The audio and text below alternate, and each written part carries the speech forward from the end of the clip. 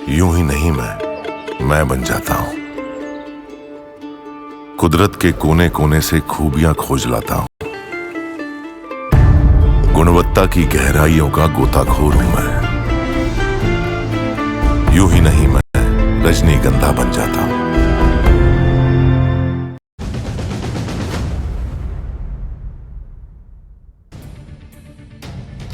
नमस्कार, न्यूज के इकलौते फैमिली शो न्यूज की पाठशाला में आप सभी का बहुत स्वागत। मैं हूं सुशांत सिन्हा। ये वो पाठशाला जहां सबकी क्लास लगती है। और सबसे पहले आपको बता दूं कि आज पाठशाला में क्या क्या है और कौन कौन सी क्लास लगेगी।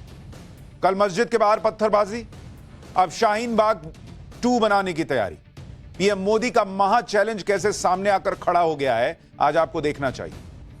मऊ की पत्थरबाजी का गजब वीडियो आ गया। शहर काजी तो महा झूठा निकला, पब्लिक पूछ रही है। शांति से टीम इंडिया की जीत का जश्न मन रहा था, फिर किसने इशारा किया और मस्जिद से भीड़ आई और मारपीट शुरू हुई, आज इसका वीडियो दिखाऊंगा। मोदी शाह ने वक्फ का अत्याचार निपटाया तो कौन बोल पड़ा कि मंदिरों का सोना बांट दो, आज इस पर भी बात होगी। सनातनियों को पीएम मोदी का नया गिफ्ट, राम मंदिर के बाद अब एक और भव्य मंदिर का ऐलान। बिहार में बाबा बागेश्वर के बाद अमित शाह का वो ऐलान कि लालू एंड टीम की हालत टाइट हो गई, आज इसका भी चैप्टर है। और फिर पाकिस्तान में ट्रेन हाईजैक, सीरिया में क्रूर नरसंहार, मुस्लिम देशों में गजब हंगामे का चैप्टर। उधर ट्रेन हाईजैक हुआ, इधर पाकिस्तान को पीओके के भारत में मिल जाने की टेंशन क्यों होने लगी, इसके बारे में भी बताऊंगा। और केजरीवाल के लिए नया तनाव, अब किस मामले में एफआईआर का आदेश दे दिया कोर्ट ने, इसके बारे में भी बताऊंगा। लेकिन सबसे पहले दिन भर की बड़ी खबरों का रिवीजन, उसके बाद पहला चैप्टर।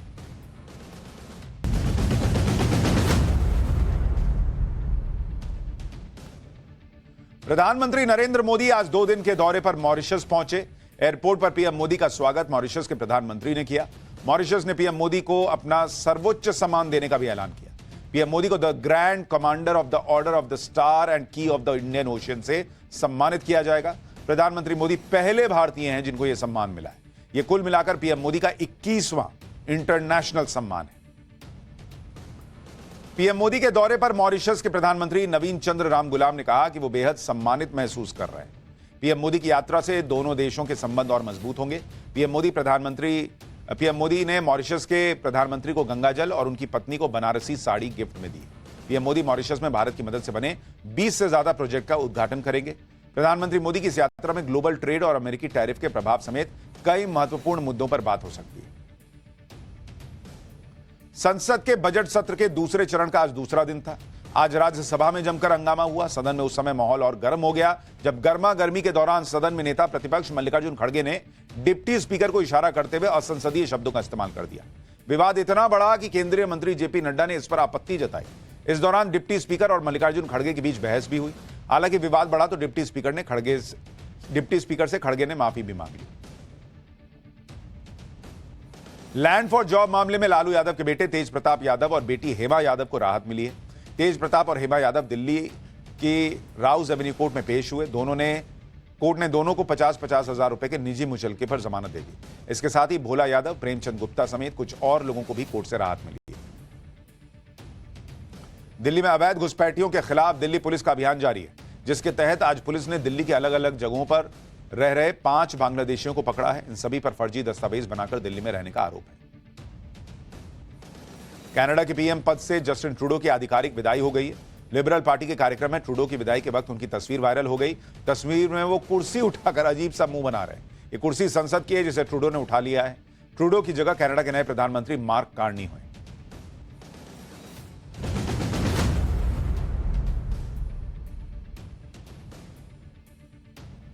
तो ये हो गया दिन भर का रिवीजन ऑफ पाठशाला की पहली क्लास। कल मस्जिद के बाहर पत्थरबाजी, अब शाहीन बाग 2 की तैयारी, पीएम मोदी का महा चैलेंज आ गया।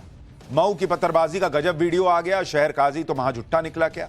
शांति से टीम इंडिया की जीत का जश्न मन रहा था, फिर किसने इशारा किया और मस्जिद से भीड़ आई। और मोदी शाह ने वक्फ का अत्याचार निपटाया तो कौन बोल रहा है कि मंदिरों का सोना बांट दो। सबसे पहले इसका चर्चा।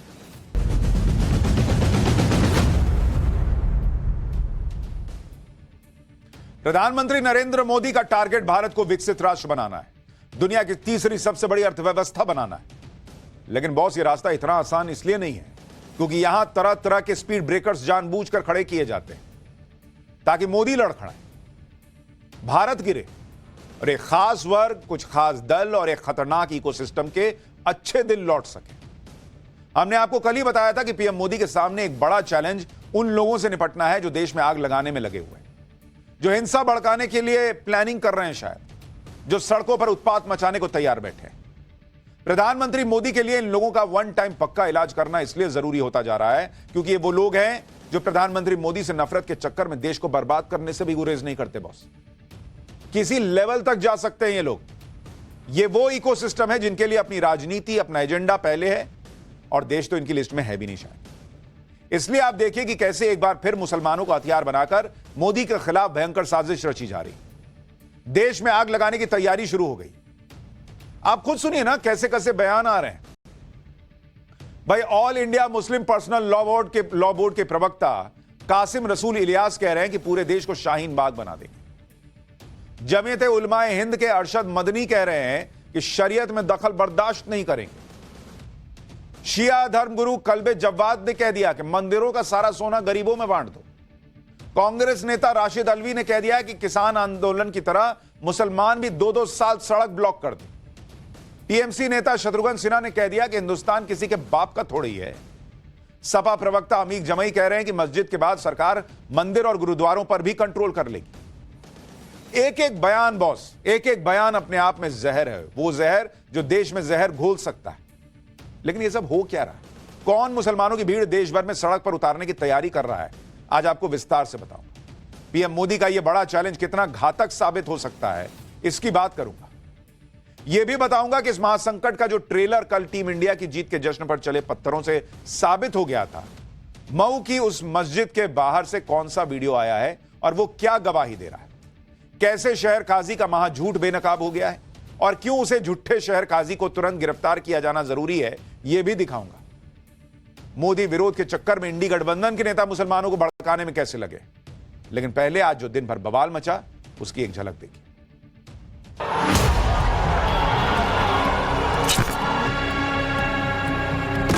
किसी ने बम अंदर की तरफ फेंका, सुतली बम था वो, और उससे पूरा धुआं उठा और पूरी सिचुएशन क्रिएट हो गई।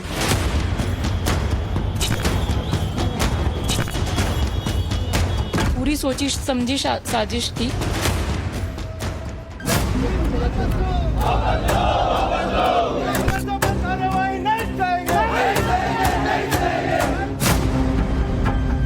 अगर आप शाहीन बाग समझते हो तो शाहीन बाग समझिए, लेकिन हम तो देशव्यापी अभियान छेड़ने की बात कर रहे हैं।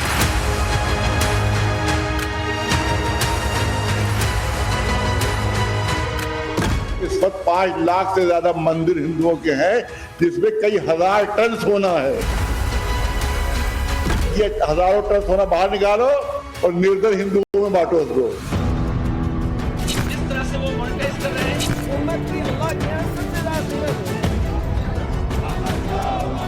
जो माइनॉरिटीज हैं, ये लोग हमारे अपने ही हैं। वो हमारा अपना है, हमारा अपना भाई है, हमारा अपना परिवार है।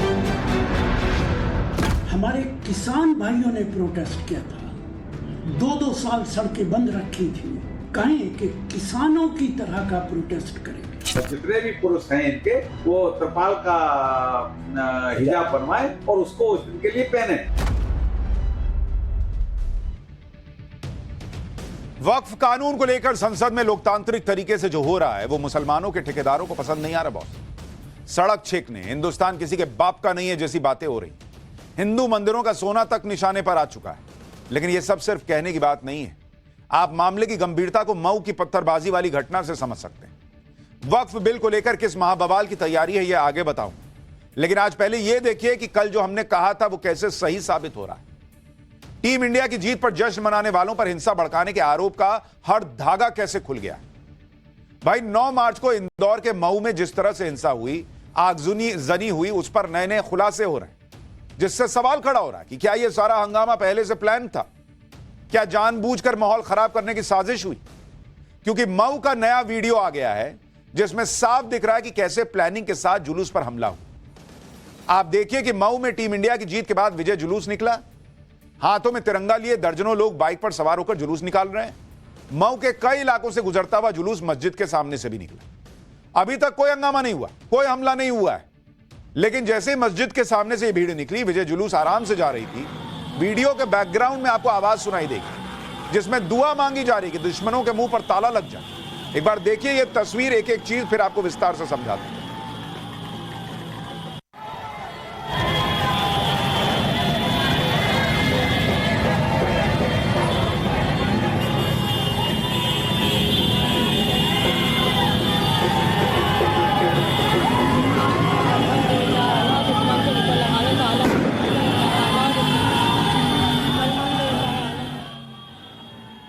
अब आप बताइए, वहां से विजय जुलूस निकल रहा है और जो वीडियो बना रहा है वो कह रहा है अल्हम्दुलिल्लाह दुश्मनों के मुंह पे ताला लगा दो। क्या दुश्मन है भाई? वो इंडियन टीम चैंपियंस ट्रॉफी जीती, वो तिरंगा लेके जा रहा है, वो तुम्हारा दुश्मन है? वीडियो बनाने वाला खुद ये दुआ कर रहा था कि विजय जुलूस निकाल रहे लोगों के मुंह पे ताला लग जाए और विजय जुलूस वालों को दुश्मन कह रहा था। अब आगे का वीडियो आपको दिखाता हूं। विजय जुलूस मस्जिद के सामने आराम से गुजर रहा है, तभी मस्जिद के गेट पर एक आदमी आकर खड़ा होता है और वो मस्जिद के अंदर इशारा करके लोगों को बाहर बुलाता है। आप तस्वीर में गौर से देखिए, भाई जुलूस निकल रहा है, कोई पटाखा फूटा, कोई धुआं आपको दिख रहा है, लेकिन अंदर से वहां आप गेट पर देखिए एक आदमी खड़ा होकर हाथ से इशारा कर रहा है कि बाहर आओ सारे लोग। यानी मस्जिद के बाहर विजय जुलूस निकल रहा था और यह आदमी मस्जिद के अंदर मौजूद लोगों को बाहर आने के लिए कह रहा है। आपको देखिए वहां पर गौर से, सैकड़ों सेकंड के अंदर दर्जनों की भीड़ मस्जिद के अंदर से बाहर आती है और फिर विजय जुलूस निकाल रहे लोगों पर हमला कर देती है। एक बार अब आप इसको गौर से देखिए कि कैसे ये आदमी इशारा करता है और जैसे ही भीड़ बाहर आती है कैसे अटैक करती है। आप इसको देखिए, जैसे उसने इशारा किया पूरी भीड़ बाहर आनी शुरू होती है और एकदम से हमला कर देती है।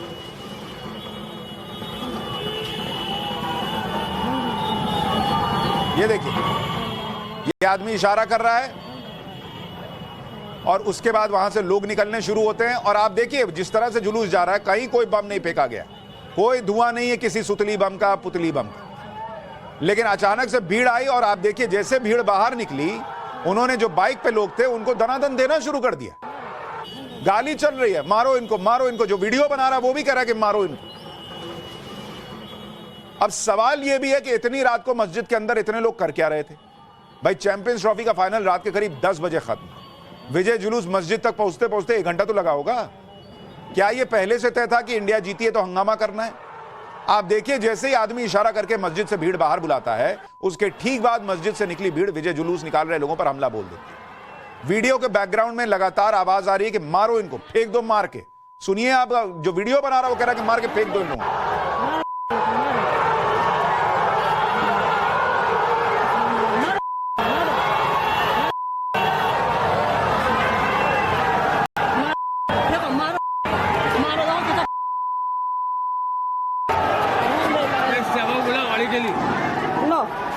लो फोन लगाओ, फोन लगाओ। मस्जिद के अंदर से निकली भीड़ के हमले से विजय जुलूस निकाल रहे लोगों में भगदड़ मच जाती है। कई लोग भाग जाते हैं, कुछ को भीड़ पकड़ लेती है और किनारे ले जाकर जमकर कुटाई करती है उन लोगों। ऐसा लग रहा है जैसे जंग छिड़ गई, भयंकर हंगामा हो रहा है। आप तस्वीर देखिए, जो हाथ लग गया उसको छोड़ने के मूड में नहीं भाई, ऐसा लग रहा है वहीं मार के खत्म कर देंगे। विजय जुलूस में शामिल कुछ लोगों को इस हमले में काफी चोटें भी आई। सवाल यह भी है कि यह कैसी सोच है जिसमें भारत की जीत पर जुलूस निकालने वालों को दुश्मन बताया जा रहा है, लोगों को भड़काने की कोशिश हो रही है। इसी सोच से सड़क पर ऐसी घटनाएं होती हैं। इस वीडियो में भी यह दिख रहा है कि कैसे लोगों को भड़काया जा रहा है। वीडियो बनाने वाली महिला तक दुआ कर रही है कि विजय जुलूस पर हमला हो जाए, उनको पीटा जाए। अपने बच्चों को तो हमले में नहीं भेज रही है, बल्कि उन्हें सुरक्षित रखती है, साथ ही हिंसा और मारपीट को एंजॉय कर रही है। एक बार देखिए कैसी आवाज आ रही है। कैसे भाग रहा है? अच्छा करा, बच्चे तो अपने घर में ना मुदस्सिर का है, तो उसको बोलो कि गाड़ी खड़ा है। ये देखो कैसे गली में भाग रहा है, देखो ये गाला ले लेके हो गया था, देखो कैसे भाग रहा है। देखो चाय तो ले लो, तुम चाय तो ले लो। आप महिला की आवाज सुन रहे हैं? वो कह रही है अपना मुदस्सर तो घर पे है ना, अपना लड़का घर पे रहना चाहिए। दूसरे का लड़का जो है मस्जिद से निकले और ठोक दे दूसरों को, दूसरे का लड़का ठोके, दूसरे का लड़का ठुके, इनको फर्क नहीं पड़ रहा। कह रही अपनी चाय तैयार है ना, मारो। गाली दे रही हैं, वो गाली तो हमने बीप कर दी।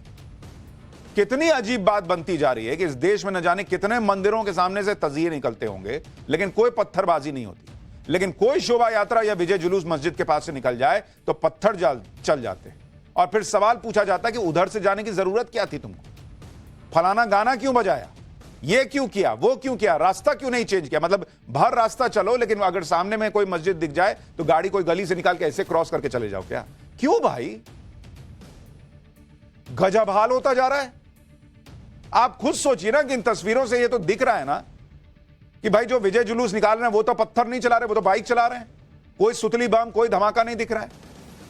लेकिन कल से नैरेटिव ये बनाने की कोशिश की जा रही थी कि विजय जुलूस निकाल रहे लोगों ने हमला किया, और सबसे ज्यादा शोर मऊ के शहर काजी कर रहे थे। ये भाई साहब, ये शहर काजी मोहम्मद जाबिर डंके की चोट पर कह रहे थे कि वो घटना के चश्मदीद हैं और मुसलमानों ने कुछ नहीं किया, ये कह रहे थे।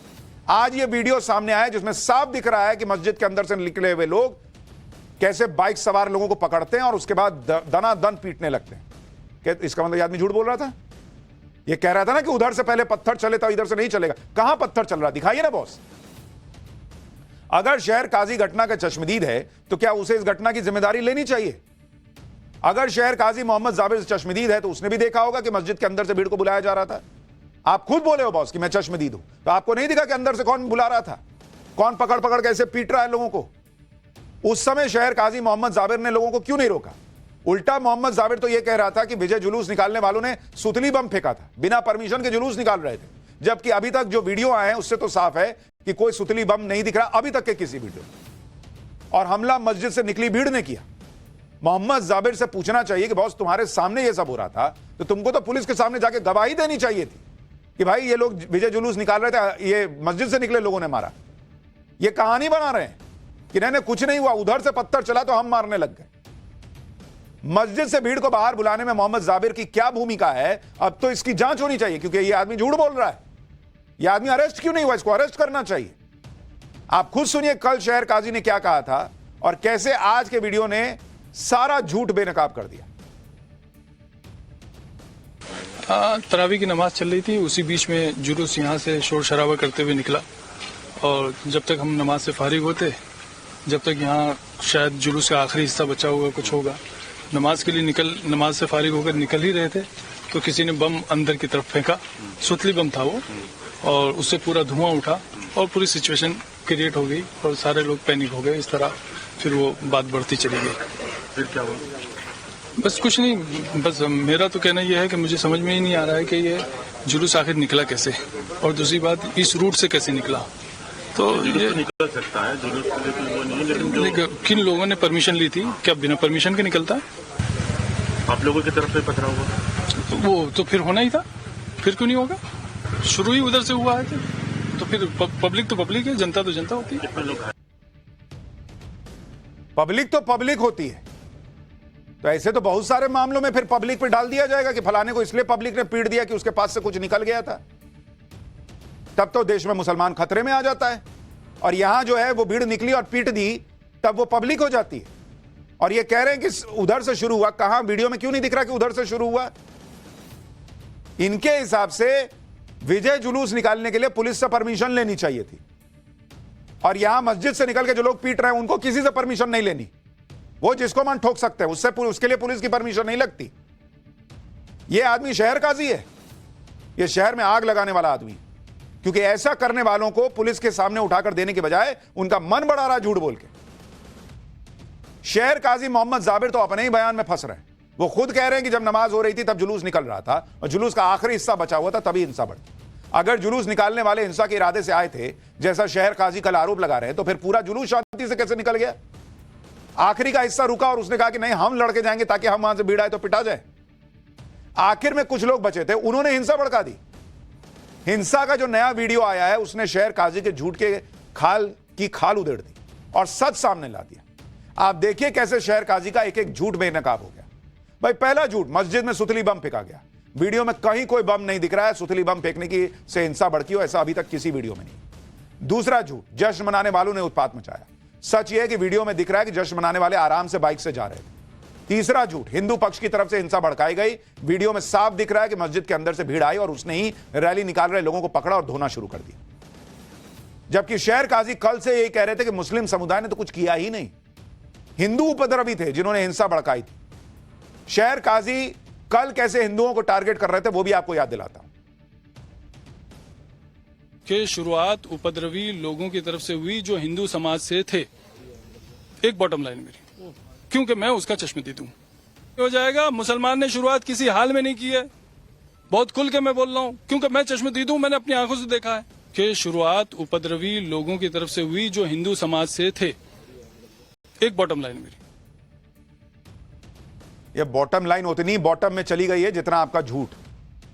इंदौर हिंसा के ठीक बाद शहर काजी ने ऐसा माहौल बना दिया जैसे हिंदुओं ने हिंसा भड़काई, और उनके जवाब में मुस्लिम पक्ष भी, उसके जवाब में मुस्लिम पक्ष को भिड़ना पड़ गया मजबूरी में। मैं इसलिए कह रहा हूं कि शहर काजी को अरेस्ट करना चाहिए। भाई अरेस्ट कीजिए, पहले तो पूछिए कि क्या देखा तुमने, वीडियो में कुछ दिख रहा है, आपने क्या देखा। और दूसरी बात, अगर आप झूठ फैला रहे हो कि हिंदू पक्ष ने किया, तो आप हिंदू मुसलमान को भड़काना चाहते हो, लड़ाना चाहते हो। हिंसा से जुड़े नए वीडियो में ऐसा कुछ नहीं दिख रहा जैसा शहर काजी ने कहा। क्या शहर काजी मोहम्मद जाबिर ने जानबूझकर सुतली बम वाली थ्योरी फैलाई? क्या शहर काजी मोहम्मद जाबिर हिंसा के बारे में कुछ छिपा रहे हैं? क्या शहर काजी झूठ बोलकर हिंसा करने वालों को बचा रहे हैं? क्या शहर काजी मोहम्मद जाबिर खुद भी इस हिंसा की साजिश का हिस्सा है, इसलिए कहानी गढ़ रहे हैं? और अगर यह सब सच है तो फिर मध्य प्रदेश पुलिस को तुरंत शहर काजी को गिरफ्तार करना चाहिए, एक्शन होना चाहिए उन पर। शहर काजी जो भी कह रहे हैं उसका एक सबूत दे नहीं पाए। दूसरी तरफ पीड़ित पक्ष ने जो दावे किए उससे जुड़ा हुआ वीडियो भी सामने आ गया, जिसमें दिख रहा है कि हमला करने वाले कहां से निकले और कैसे हमला हुआ।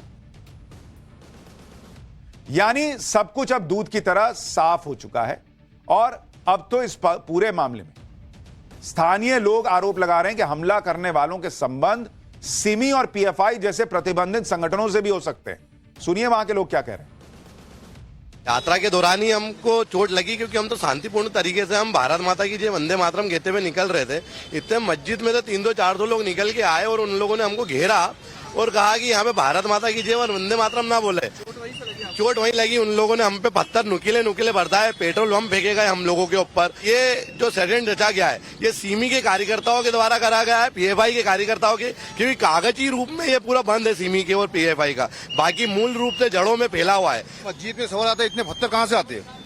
मेन रोड है, मेन रोड पे पत्थर ढूंढोगे पत्थर नहीं मिलेगा। बाकी मस्जिद के अंदर ये पूरी प्लानिंग की गई थी कि इतने पत्थर, ईंट पत्थर कहाँ से आ गए। मस्जिद जो है मऊ शहर का सबसे विवादित मस्जिद है, हमेशा ही वहीं से क्यों पतरा होता है। ये अगर सुतली बम फेंका गया तो उसकी फुटेज बताओ ना, क्यों मस्जिद के अंदर वो नहीं है कि कैमरे, क्यों ये डर रहे हैं कि अंदर से इनके पत्थर नहीं निकल जाए।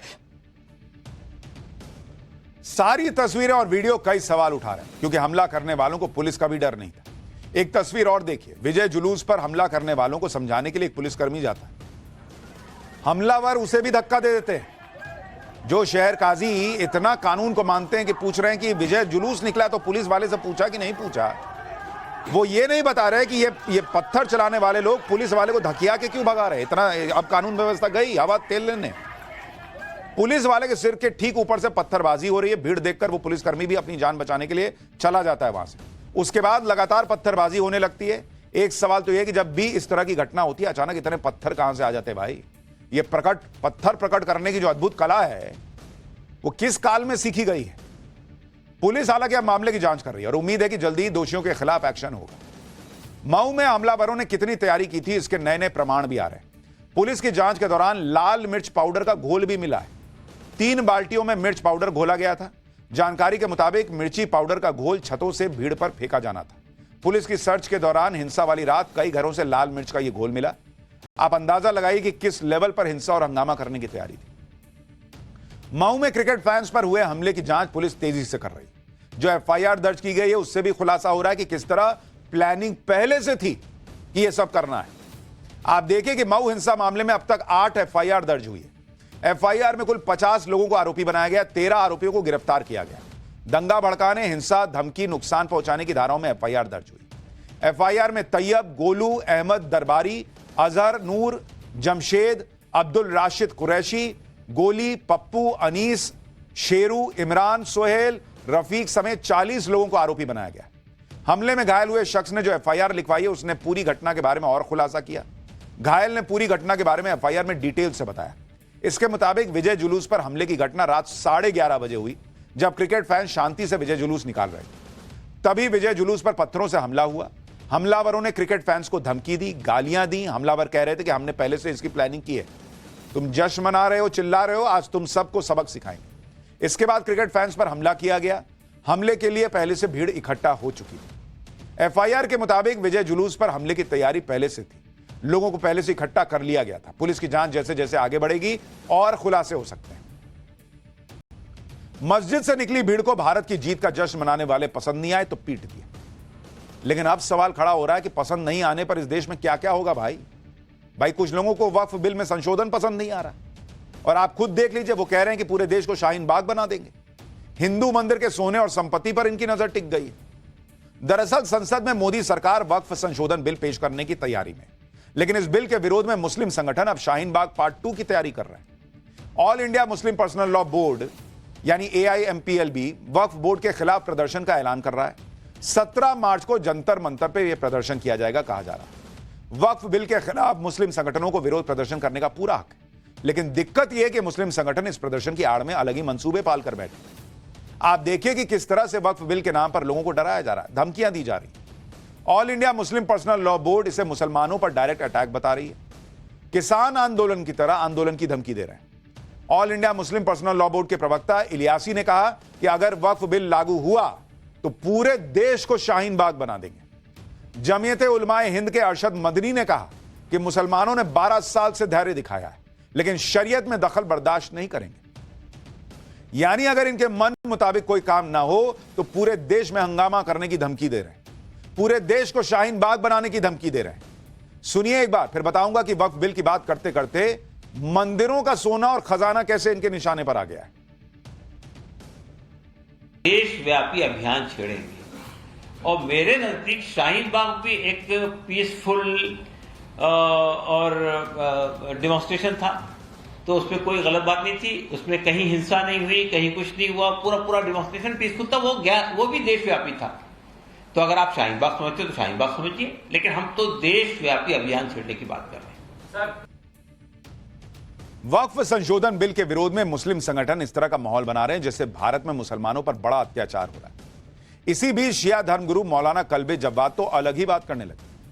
कहां बात वक्फ बोर्ड की हो रही, और मौलाना कल्बे जव्वाद कहने लगे कि देश के मंदिरों में कई हजार टन सोना पड़ा है, उसे गरीबों में बांट दो। एक बार मौलाना कल्बे जव्वाद को सुनिए, फिर बताऊंगा कि इस बयान पर कैसे बवाल मच गया। क्योंकि ये कहते हैं गरीबों की हम मदद करेंगे, हमारे कब्जे में आ जाएगा तो गरीबों की मदद करेंगे। तो हमने उसी में कहा कि इस वक्त 5 लाख से ज्यादा मंदिर हिंदुओं के हैं, जिसमें कई हजार टन सोना है। सिर्फ एक मंदिर से 400 किलो सोना चोरी हुआ था। तुम छोटे छोटे औकात से मदद करोगे, ये हजारों टन सोना बाहर निकालो और निर्धन हिंदुओं में बांटो उसको। जितने निर्धन है सब धनवान हो जाएंगे अगर सारी मंदिरों का सोना बांट दिया जाए। और जितना रिजर्व बैंक में जितना सोना है उससे 1000 गुना सोना जो है ज्यादा मंदिरों में है। अगर रिजर्व बैंक में दे दें ये मंदिरों के सोना का रिजर्व बैंक में आ जाए तो अभी 90 रुपए का जो डॉलर है अभी 20 रुपए का हो जाएगा, और हिंदुस्तान की इकोनॉमी बहुत मजबूत हो जाएगी। वक्त से मजबूत नहीं होगी, ये जो मंदिरों में सोना है इसको बांटो, इससे मजबूत होगी। उधर ध्यान क्यों नहीं दे रहे हो? शिया धर्मगुरु कल्बे जव्वाद बेतुकी बात कर रहे हैं। वो कह रहे हैं हिंदू मंदिरों में जो सोना है उसको क्यों नहीं बांट रहे, उसकी क्यों नहीं बात कर रहे। कल्बे जव्वाद साहब, उसकी बात इसलिए नहीं हो रही क्योंकि वो मंदिरों में जो सोना है वो लूटा हुआ सोना नहीं है बॉस, वो ईमान का सोना है, वो पाक साफ सोना है। किसी की जमीन कब्जा कर नहीं लिया गया, किसी के आंसू पे बना हुआ सोना नहीं है। वक्फ के नाम पर पूरा गांव जो है वो अपनी जमीन बता देना, आपका बस चले तो पूरे देश को अपना बता देना कि हमारी जमीन पे भारत बना हुआ है, ये वक्फ की संपत्ति है। इसको लूट कहते हैं बॉस। और मंदिरों में जो सोना पड़ा हुआ है वो लूटा हुआ सोना नहीं है। वोट बैंक के चक्कर में समाजवादी पार्टी के नेता भी न सिर्फ उनकी बात का समर्थन कर रहे हैं बल्कि यहां तक कह रहे हैं कि सरकार मस्जिदों के बाद मंदिरों और गुरुद्वारों पर भी कंट्रोल कर लेगी। एक बार अमीक जमई को सुनिए, यहां समाजवादी पार्टी के प्रवक्ता हैं, फिर बताऊंगा कि हिंदू मंदिरों के सोने पर बात करके कैसे मुस्लिम धर्मगुरु ने वक्फ पर अपने ही नैरेटिव को कमजोर कर दिया। जवाद साहब ने बहुत अच्छी बात कही है। ये सरकार जो है ना, ये सिर्फ मस्जिदों पे कंट्रोल नहीं करना चाहती है, वक्फ के जरिए जो पूरे देश में लोग खुश हो रहे हैं कि मुसलमानों को टाइट किया जा रहा है, वक्फ की संपत्तियों पे सरकार कब्जा कर रही है, धीरे धीरे इस देश की मंदिरों पे कंट्रोल होगा। आज मस्जिदें अगर कंट्रोल में ली जा रही हैं, ऐसा नहीं है कि मंदिरें कंट्रोल में नहीं ली जाएंगी, कल सिख गुरुद्वारे भी कंट्रोल में लिए जाएंगे और लिए जा रहे हैं। तो कलबे जवाद साहब ने बहुत गंभीर बात कही है, आज नहीं, इस बात को लोग कल समझेंगे। अच्छा, एक बड़ा अलग हिसाब चलता है, मतलब वक्फ कानून पे कुछ हुआ तो पहले हिंदू का करके दिखाओ, कोई भी चीज हो पहले हिंदू का करके दिखाओ। लेकिन जब बात होती है कि भाई सारे लोग जो हैं वो यूनिफॉर्म सिविल कोड मान के चल रहे हैं तो मुस्लिम पर्सनल लॉ छोड़ दीजिए, नहीं वो हमारा अलग चलेगा। क्यों भाई, वहां क्यों नहीं बोलते कि अरे हिंदू तो मान रहा है, हम भी मान लेते हैं, हिंदू तो 3 तलाक नहीं दे रहा, हम भी छोड़ देते हैं। शिया धर्मगुरु कल्बे जब्बाद हो या सभा प्रवक्ता अमीर जमी, ये दोनों का ये तो मंदिरों के प्रबंधन के बारे में ज्ञान नहीं है या फिर ये जानबूझकर झूठ बोल रहे हैं। क्योंकि सच ये है कि देश के बड़े बड़े मंदिरों का कंट्रोल तो ऑलरेडी सरकार के पास ही है। मंदिरों को सरकारी नियंत्रण के अधीन लाने के लिए अलग अलग राज्यों में अलग अलग कानून ऑलरेडी हैं और यह नियंत्रण आजादी के पहले से चला आ रहा है। साल 1925 में Hindu religious institutions and charitable endowments act पास हुआ। इसी तरह के कानून के जरिए दक्षिण भारत में बड़े बड़े मंदिर का मैनेजमेंट सीधे सरकार संभालती है और इन मंदिरों के मैनेजमेंट के जरिए सरकार को रेवेन्यू मिलता है, उनकी कमाई होती है। और जो मंदिर सरकार के नियंत्रण में नहीं है वो ट्रस्ट के जरिए संचालित हो रहे हैं, जैसे राम मंदिर। तो फिर ये कहना कि मंदिरों पर सरकार का नियंत्रण हो जाएगा, नियंत्रण तो बहुत पहले से है और इसे लेकर देश में हिंदू संगठन तो रोड ब्लॉक नहीं कर रहे। दूसरी बात, मंदिर किसी की जमीन पर थोड़ी कब्जा रहे हैं, कोई भी मंदिर का ट्रस्ट थोड़ी ये कह देता है कि हाँ फलाना जमीन अब मेरी हो गई, ये मेरी है, मैंने कह दिया मेरी है। लेकिन जब वक्फ की संपत्ति के मैनेजमेंट से जुड़े कानून में सरकार बदलाव कर दे तो ये मुस्लिम संगठन बवाल करने लगते हैं, मंदिर के चढ़ावे को घसीट के ले आते हैं। इस पर केंद्रीय मंत्री एसपी बघेल ने करारा जवाब दिया। एक बार उनको सुनिए, फिर बताऊंगा कि कांग्रेस नेता राशिद अलवी कैसे मुसलमानों को भड़का रहे हैं। हिंदुओं के मंदिरों में जो सोना है उसमें उनकी चवन्नी भी नहीं है, जिसका ये बयान है। वो ज़कात वहाँ नहीं करते हैं, ठीक है ना, वो ज़कात मस्जिदों में करते हैं और मदरसों में करते हैं। तो इस पे आरोप लगाने का उनका कोई अधिकार नहीं है, उसमें उनकी चवन्नी एक पाई भी नहीं है। बल्कि दिल्ली सल्तनत ने, मुगलों ने, अफगानियों ने, खिलजी ने, तुगलक ने, लोधियों ने हिंदू मंदिरों को तोड़ा भी है और वहाँ के खजाने को भी लूटने का काम किया। जैसे आप देख रहे होंगे मोहम्मद गजनी भी सोमनाथ पर आक्रमण किया। तो हिंदुओं की संपत्ति पर उनको बोलने का कोई नैतिक अधिकार नहीं है। आपको यह भी बताता हूं कि all India Muslim personal law board और बाकी मुस्लिम संगठन क्यों वक्फ संशोधन बिल का विरोध कर रहे हैं। विरोध को लेकर उनकी दलील यह है कि भाई पहली दलील तो यह कि वक्फ के पास बहुत सी ऐसी संपत्ति है जो कहीं रजिस्टर नहीं है, लेकिन वक्फ बाय यूजर के तहत इस्तेमाल हो रही है। नए बिल में इस प्रावधान को हटाया जा रहा है, जिससे जो मस्जिदें रजिस्टर्ड नहीं है उन पर वक्फ बोर्ड का अधिकार खत्म हो जाएगा। दूसरी दलील all India Muslim personal law board ने का कहना है कि नए बिल में सरकार की भी एक एंट्री है। अब वक्फ की संपत्ति के मामले में डीएम और कलेक्टर समस्याओं को हल करेगा। इस तरह से वक्फ की बहुत सारी प्रॉपर्टी सरकार ले लेगी। तीसरी दलील, पहले हर 10 साल के बाद वक्फ सर्वे कराता था, लेकिन अब यह डीएम कराएगा। चौथी दलील, वक्फ बोर्ड के सारे सदस्य मुस्लिम होते हैं, लेकिन इस नए संशोधन के तहत उसे हटा दिया गया। बोर्ड में नॉन मुस्लिम भी होंगे, जबकि हिंदुओं और सिखों से जुड़ी धार्मिक संपत्तियों के मैनेजमेंट के मामले में ऐसा नहीं होता। पांचवी दलील, सरकार वक्फ एक्ट की ही नहीं प्लेसेस ऑफ वर्शिप एक्ट की भी बात कर रही है, जिससे पुरानी मस्जिदों पर खतरा बढ़ जाएगा। छठी दलील, सरकार ने मुस्लिम संगठनों को सुझावों को माना नहीं, उसे पूरी तरह दरकिनार कर दिया और जेपीसी में सरकार ने बहुमत के आधार पर मन मुताबिक संशोधन करा लिए। वक्फ संशोधन बिल के खिलाफ लड़ाई को मुस्लिम संगठन सियासी लड़ाई बनाने में भी जुटे। मुस्लिम पर्सनल लॉ बोर्ड का कहना है कि वो विपक्षी पार्टियों के साथ साथ बीजेपी को समर्थन करने वाली पार्टियों से भी अपील करेंगे कि वो उनका साथ दें। मुस्लिम पर्सनल लॉ बोर्ड का एक दल हाल ही में आंध्र प्रदेश के सीएम चंद्रबाबू नायडू से मिला था। मुस्लिम बोर्ड का दावा है कि चंद्रबाबू नायडू की तरफ से उन्हें इस मामले में देखने का भरोसा मिला। इसके अलावा बोर्ड के सदस्य बिहार से सीएम नीतीश कुमार को भी मिल चुके हैं। इस सियासी लामबंदी के बीच कांग्रेस नेता राशिद अलवी ने मुसलमानों को उकसाने वाला बयान दिया। राशिद अलवी कह रहे हैं कि जैसे किसान आंदोलन में 2-2 साल तक सड़क ब्लॉक करके प्रदर्शन हुआ, वैसा ही प्रदर्शन करना चाहिए। सुनिए जरा राशिद अलवी। प्रोटेस्ट करना उनका हक है, सबका हक है। देश के अंदर लोकतंत्र है, चाहे वो नाम ही का लोकतंत्र है, लेकिन संविधान हक देता है कि प्रोटेस्ट कर सके। उन्हें कहना चाहिए कि जिस तरीके से देश के अंदर हमारे किसान भाइयों ने प्रोटेस्ट किया था, 2-2 साल सड़कें बंद रखी थी, 2-2 साल सड़कों पर धरना दिया था, कहें कि किसानों की तरह का प्रोटेस्ट करेंगे। दरअसल वक्फ संशोधन बिल के खिलाफ मुस्लिम संगठनों ने मोर्चा खोलकर इंडी गठबंधन के भी मुस्लिम प्रेम का टेस्ट लेना शुरू कर दिया। मुस्लिम वोटों की लड़ाई में पीछे छूटने के डर से अब इंडी गठबंधन के नेता यह तक कहने लगे हैं कि मुसलमानों की सुरक्षा हमारी जिम्मेदारी बनती है। टीएमसी के नेता शत्रुघ्न सिन्हा तो कह रहे हैं कि हिंदुस्तान किसी के बाप का थोड़ा ही है। सुनिए। ये जो माइनॉरिटीज है ये लोग हमारे अपने ही हैं, भारत माँ की संतान है। और भारत माँ के संतान चाहे जो भी हो, जिस जात का हो, जाति का हो, धर्म का हो, वो हमारा अपना है, हमारा अपना भाई है, हमारा अपना परिवार है और उसकी रक्षा, उसके संरक्षण हमारा कर्तव्य है। सभी का खून है यहाँ इस मिट्टी में शामिल। हिंदुस्तान किसी के बाप का थोड़ी है। शत्रुघ्न सिन्हा सही कह रहे हैं, हिंदुस्तान किसी के बाप का नहीं है, लेकिन हिंदुस्तान किसी के ससुर का भी नहीं। और इसलिए यह ध्यान रखना चाहिए कि हिंदुस्तान लॉ एंड ऑर्डर से चलेगा, संविधान से चलेगा, सबके लिए बराबरी से चलेगा। अगर हिंदुओं के लिए, सिखों के लिए, ईसाइयों के लिए, पारसियों के लिए अलग से कोई बोर्ड नहीं है तो इस देश में एक धर्म विशेष के लिए वक्फ बोर्ड नहीं बनेगा, ना बनना चाहिए, ना वक्फ ट्रिब्यूनल होना चाहिए। किसी भी जमीन पर उंगली रख दी और कह दिया कि यह हमारा है, वक्फ की जमीन है, यह हिसाब कैसे चलेगा बॉस? और आप कह रहे हैं किसी के हिंदुस्तान किसी के बाप का नहीं। सही है बॉस, ये वक्फ बोर्ड हटाइए, नहीं तो लोगों को यही लगेगा कि यह हिसाब तो चल रहा है। पाठशाला में अगला चैप्टर, सनातनियों को पीएम मोदी का नया गिफ्ट। राम मंदिर के बाद अब एक भव्य मंदिर का ऐलान। बिहार में बाबा बागेश्वर के बाद गृह मंत्री अमित शाह ने ऐसा क्या कह दिया कि लालू यादव एंड टीम की हालत टाइट हो गई। अब इसका चैप्टर।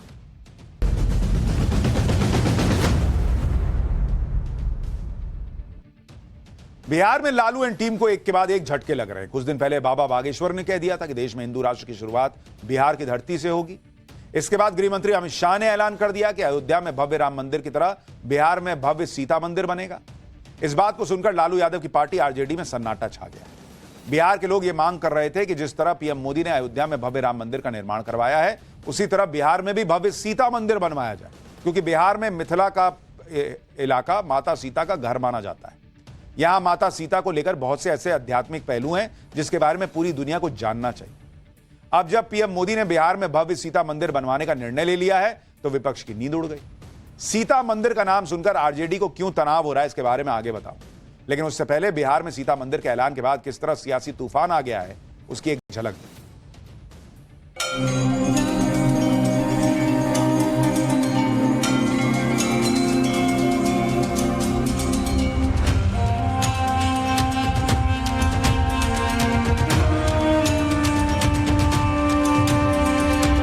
बारी माँ सीता के भव्य मंदिर बनाने की।